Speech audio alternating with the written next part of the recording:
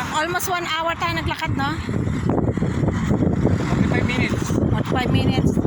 Hi guys! We're here in Franskane.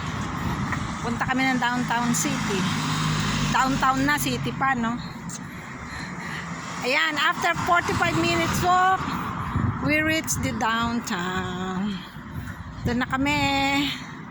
Nako, talagang tumatagaktak na pawis ang aming tumawid kami. Ayan. Kikita niyo yung bridge na yan. Malayo pa pinanggalingan namin dyan. Kung saan nakadak ang aming barko. Ayan.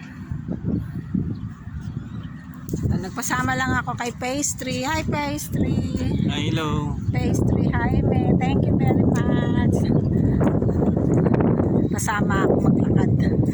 Nagpaalam kami. Actually, wala pang lumalabas na po kami pala. Para ma-enjoy namin.